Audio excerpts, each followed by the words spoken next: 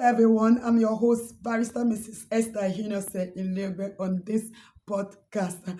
I'm also the host of Dynamic Singles and Married Talk Show, where we dissect a lot of things about marriage, dating, relationship, and of course, parent tips and how to take care of your home, yourself as a woman. You are the home builder. Today, I'll be talking about a topical question that is really ravishing the life of singles and this dispensation.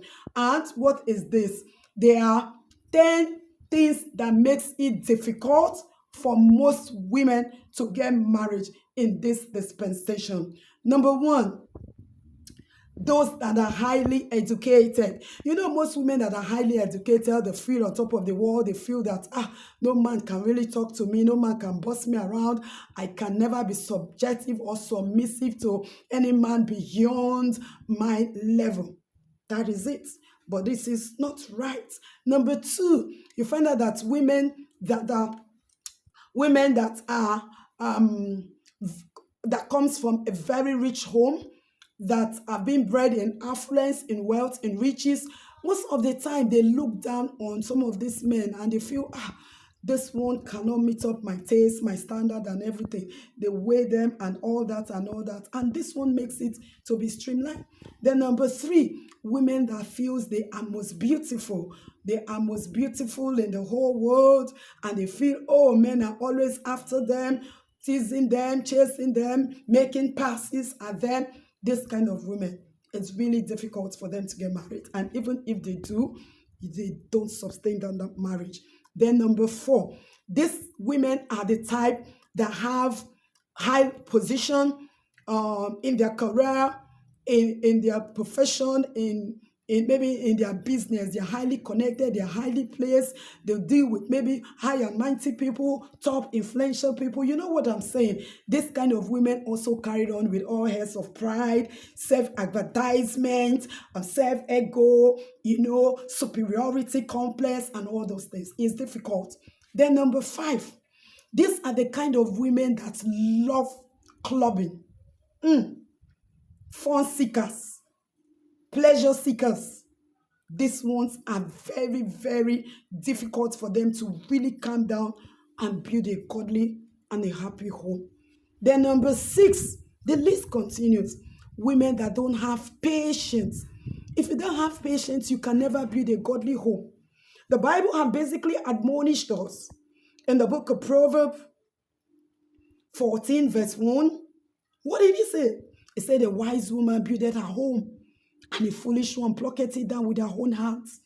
All these virtues I'm talking about, all these things I'm talking about are inbuilt, are characters, are attitudes, and mannerism that is found in women that they need to expunge and throw it out if really they want to build a godly home that will sustain and a happy home.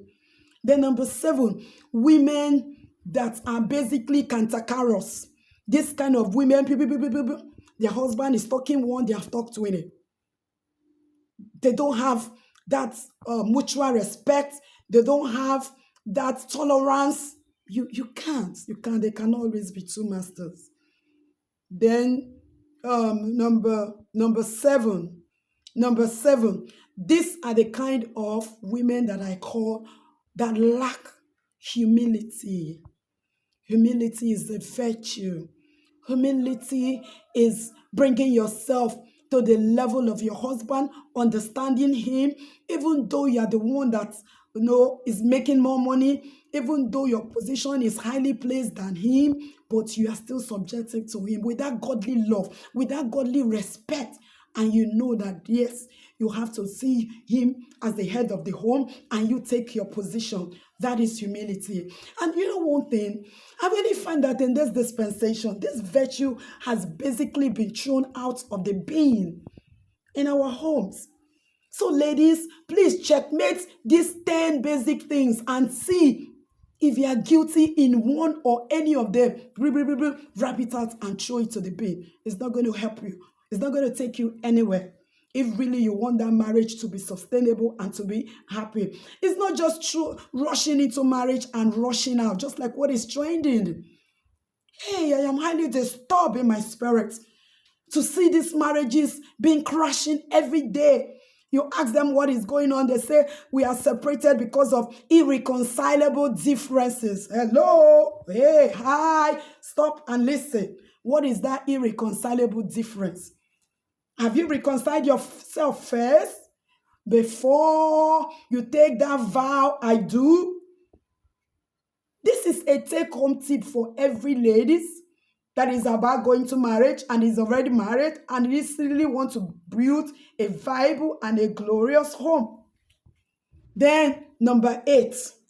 Number 9. Number 9 is the type of women that are industrious, the type of women that are not lazy. You know, in this dispensation, you find so many of these young girls, they're so lazy. They're just pinging this, chatting this, asking for money here. They don't want to do anything creative. They're not creative. They're not innovative. They're not strategic.